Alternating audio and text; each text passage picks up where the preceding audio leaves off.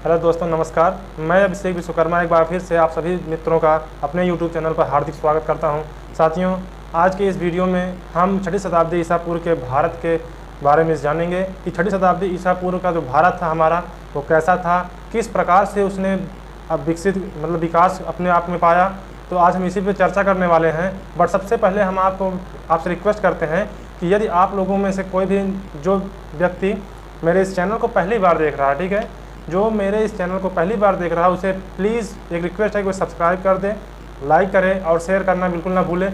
तो ठीक है दोस्तों, आइए हम शुरुआत करते हैं अपने इस वीडियो को, जिसमें आज हम सीखने वाले हैं 6ठी शताब्दी ईसा पूर्व के भारत के चैप्टर को। ठीक है, तो 6ठी शताब्दी ईसा पूर्व का भारत, छठी यानी कि 6वीं शताब्दी मतलब 600, ठीक है, 6ठी शताब्दी ईसा पूर्व का भारत। ध्यान समझिएगा, ये एक ऐसा टॉपिक है जहाँ से आपको हिस्ट्री स्टार्ट करना चाहिए, मिडिवल हिस्ट्री एक हिसाब जिसको कहते हैं। तो आप इस पॉइंट से पढ़ना शुरू कर सकते हैं, यहीं से हमारा मिडिवल हिस्ट्री स्टार्ट होती है। तो इसी में हम सीखेंगे, ठीक है, 6ठी शताब्दी ईसा पूर्व का भारत। तो जब 6ठी शताब्दी ईसा पूर्व के भारत जब था, यानी 600 ईसा पूर्व पहले, भारत में लोहे का विकास बहुत तेज़ी के साथ होने लगा। ठीक है, भारत में लोहे का विकास बहुत तेज़ी के साथ होने लगा। अब यहाँ देखिए, जब लोहे का व्यापक रूप से प्रयोग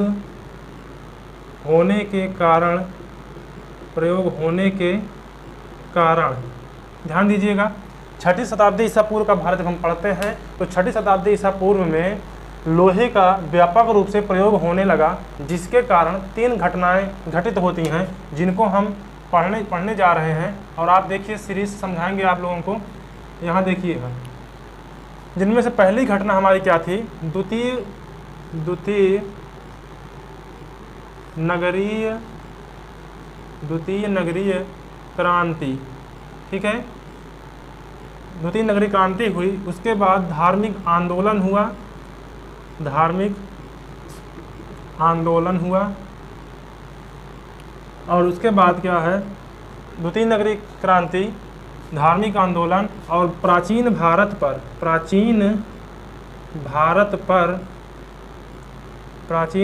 पर विदेशी आक्रमण।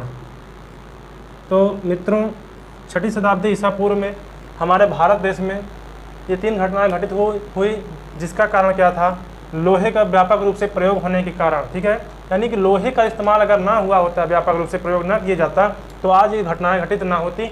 आइए समझते हैं इन सभी घटनाओं में हमें क्या क्या सीखना है, क्या क्या पढ़ना है, या फिर इन सभी घटनाओं के कारण क्या क्या घटनाएं घटित हुई। ठीक है, तो द्वितीय नगरीय क्रांति, जब भारत में व्यापक रूप से लोहे का प्रयोग होने लगा, तब द्वितीय नगरीय क्रांति में 16 महाजनपदों का निर्माण होता है। किसका? 16 महाजनपदों का निर्माण। 16 महाजनपद का निर्माण, 16 महाजनपद का निर्माण होता है, जिनमें से 16 महाजनपद का निर्माण होता है, जिनमें से कुछ मुख्य महाजनपद थे, जिनमें से 4 हमारे मुख्य महाजनपद थे, कौशल, वत्स, कामंती। ठीक है, अवंती। तो 6ठी शताब्दी ईसा पूर्व का भारत जो था, इसमें द्वितीय नगरीय क्रांति हुई, धार्मिक आंदोलन हुआ, प्राचीन भारतीय पर विदेशी आक्रमण हुए। ये 3 घटनाएं घटित हुई। किसके कारण?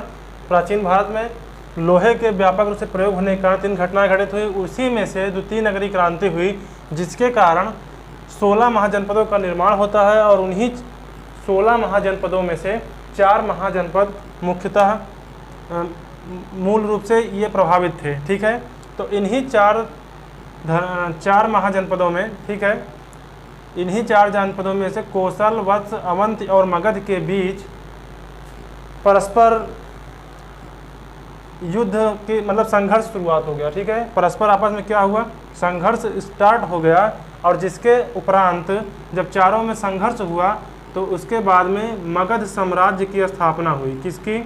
मगध साम्राज्य की स्थापना हुई। मगध साम्राज्य की स्थापना। ये सभी घटनाएं कब घटित हो रही हैं? 6ठी शताब्दी ईसा पूर्व के बाद। ध्यान दीजिएगा, ये बहुत पूछा जाता है, यहाँ से बहुत इंपॉर्टेंट चीज़ें निकल कर सामने आ रही हैं। तो द्वितीय नगरीय क्रांति जो हुआ उसमें 16 महाजनपदों का निर्माण हुआ। उसके बाद 16 महाजनपदों में से 4 मूल जनपद यानी कि जो बहुत प्रभावशील थे उनमें आपस में संघर्ष शुरू हो गया, कोसल, वत्स, अवंती और मगध। तो इन 4 साम्राज्यों में परस्पर संघर्ष शुरू हुआ, जिसके बाद अंत में मगध साम्राज्य की स्थापना हुई। अब आते हैं दूसरा जो हमारा घटना घटित हुई थी, दूसरी घटना जो घटित हुई थी वो था धार्मिक आंदोलन। पहले क्या होता था, 6ठी शताब्दी ईसा पूर्व के पहले बलि प्रथा का ये सभी चीज़ें, कर्मकांड, बलि प्रथा का बहुत ज़्यादा महत्व दिया जाता था। तो उसी कारण से धार्मिक आंदोलन शुरू किया गया जिनमें इसका बहिष्कार हुआ। तो जिनमें धार्मिक आंदोलन जब हम पढ़ते हैं दोस्तों, तो जब धार्मिक आंदोलन पढ़ते हैं तो इसमें हमारा पहला क्या है, ध्यान दीजिएगा, पहला हम बुद्ध धर्म के बारे में पढ़ते हैं। किसके बारे में? बुद्ध धर्म के बारे में सीखते हैं। दूसरा आता है बुद्ध धर्म, फिर जैन धर्म। तीसरा आता है भागवत धर्म, या फिर इसी में पढ़ते हैं वैष्णव धर्म। बहुत इंपॉर्टेंट चीज़ें हैं, समझने का प्रयास करें। चौथा जो आता है हमारा आपका बुद्ध धर्म हो गया, जैन धर्म हो गया, भागवत धर्म हो गया, वैष्णव धर्म हो गया, और चौथा आता है हमारा शैव धर्म। कौन सा? शैव धर्म। तो ये 4 चीज़ें धार्मिक आंदोलन में हुई। कौन कौन सी? पहला हम धार्मिक आंदोलन पढ़ते हैं बुद्ध धर्म के बारे में, फिर जैन धर्म के बारे में, फिर तीसरा पढ़ते हैं हम भागवत धर्म या वैष्णव धर्म के बारे में, फिर चौथा हमारा आता है शैव धर्म। तो ये सभी हम क्रम से पढ़ेंगे। चलिए इसके बाद अब बात करते हैं प्राचीन भारत पर विदेशी आक्रमण। तो सर्वप्रथम प्राचीन भारत पर सर्वप्रथम विदेशी आक्रमण ईरानियों ने किया। किसने? ईरानी आक्रमण। भारत पर 2 विदेशी आक्रमण हुए 6ठी शताब्दी ईसा पूर्व में। कौन था? यहाँ देखिए फिर से, पहला ईरानी आक्रमण, फिर दूसरा यूनानी आक्रमण। तो ये 2 आक्रमण, विदेशी आक्रमण प्राचीन भारत पर हुए 6ठी शताब्दी ईसा पूर्व के पहले। आइए अब बताते हैं आपको कि ईरानी आक्रमण किसने किया था। तो एक हमारा था डेरियस फर्स्ट या दारा प्रथम। डेरियस फर्स्ट या इसी को बोलते हैं दारा प्रथम। तो डेरियस फर्स्ट और या फिर दारा प्रथम ने 6ठी शताब्दी ईसा पूर्व प्राचीन भारत पर सर्वप्रथम ईरानी आक्रमण किया था। उसके बाद बात आती है यूनानी आक्रमण, जो कि सिकंदर महान ने किया था। किसने किया था? सिकंदर महान ने किया था। सिकंदर महान ने भारत पर दूसरा विदेशी आक्रमण किया था। तो मुझे उम्मीद है कि दोस्तों आपके माइंड में एक झलक क्रिएट हो गई होगी कि कैसे हमें 6ठी शताब्दी ईसा पूर्व का भारत पढ़ना है, जो कि आपकी हेडिंग ये है 6ठी शताब्दी ईसा पूर्व का भारत। अब 6ठी शताब्दी ईसा पूर्व का भारत जब हम पढ़ते हैं तो उसमें क्या हुआ, कैसे 6ठी शताब्दी ईसा पूर्व में क्या क्या घटनाएं हुई, आइए इसको फिर से एक बार रिवीजन करते हैं, फिर आगे बढ़ने का प्रयास करते हैं।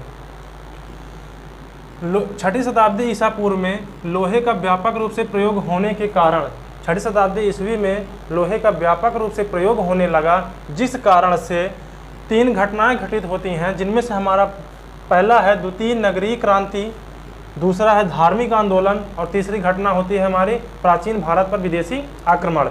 अब हम जब द्वितीय नगरीय क्रांति जब पढ़ते हैं तो उसमें हम 16 महाजनपदों का निर्माण देखते हैं। उसके बाद 16 महाजनपदों में से 4 प्रमुख जनपद ऐसे थे जो बहुत सक्षम थे, अपने आप में मतलब शक्तिशाली थे। तो कौन कौन से धर्म थे, कौन कौन से जनपद थे वो पूछा जाता है। तो कोसल, वत्स, अवंती और मगध, इन चारों जनपदों के बीच में परस्पर संघर्ष शुरू हो गया परस्पर संघर्ष शुरू हो गया और अंततः मगध साम्राज्य की स्थापना हुई।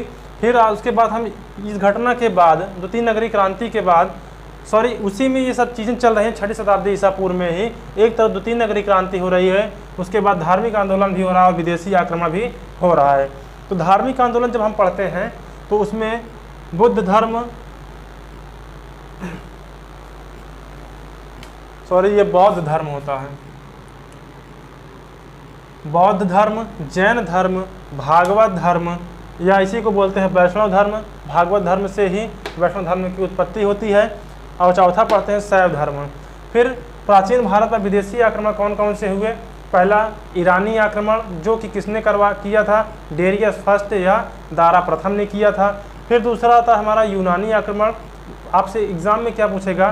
प्राचीन भारत पर सर्वप्रथम विदेशी आक्रमण किसने किया था, या फिर किस ईस्वी में हुआ था? तो ईसा पूर्व में हुआ था। तो आप बताएंगे 6वीं शताब्दी ईसा पूर्व में प्राचीन भारत पर पहला विदेशी आक्रमण हुआ था। और साथ ही साथ अगर पूछता है आपसे कि किसने किया था पहला विदेशी आक्रमण, तब आप बताएंगे कि डेरियस फर्स्ट या फिर दारा प्रथम ने पहला विदेशी आक्रमण किया था।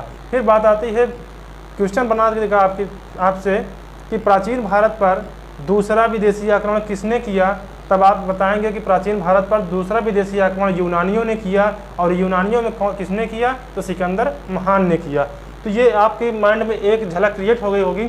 चलिए आज हम स्टार्ट करने वाले हैं आपकी इस वीडियो में धार्मिक आंदोलन। मैंने जैसे यहाँ पर हेडिंग डाल के रखा है, धार्मिक आंदोलन में हम आपको बताने जा रहे हैं बौद्ध धर्म। बौद्ध धर्म जैसा कि पहला आप देख रहे हैं, मैं आपसे एक बात बता देना चाहता हूँ। जैसा कि वर्तमान में हमारे भारत में मूलतः 7 प्रकार के धर्म पाए जाते हैं। कितने प्रकार के? 7 प्रकार के धर्म पाए जाते हैं, जिनमें से पहला धर्म हमारा होता है हिंदू, दूसरा मुस्लिम, तीसरा सिख,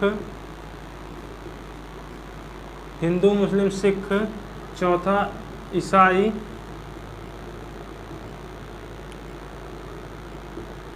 हिंदू मुस्लिम सिख ईसाई, पांचवा जैन, छठा बौद्ध, यहाँ पर देखिए जैन, बौद्ध, और सातवां हमारा होता है पारसी। कौन सा? पारसी। तो ये हमारे भारत में मुख्यतः या मूल रूप से पाए जाने वाले 7 धर्म हैं, जिनमें से आज हम आपको बताने जा रहे हैं बौद्ध धर्म के बारे में। ठीक है, तो कौन कौन से धर्म हैं? कभी कभी पूछता है कि हमारे वर्तमान भारत में मूलतः कितने प्रकार के धर्म पाए जाते हैं, तो आपका आंसर कितना होना चाहिए? 7 धर्म, 7 आंसर होना चाहिए। ठीक है, तो कौन कौन से धर्म है? हिंदू, मुस्लिम, सिख, ईसाई, जैन, बौद्ध और पारसी। तो ये 7 धर्म हैं, जिनमें से आज हम सीखने वाले हैं ये बौद्ध धर्म के बारे में। ठीक है,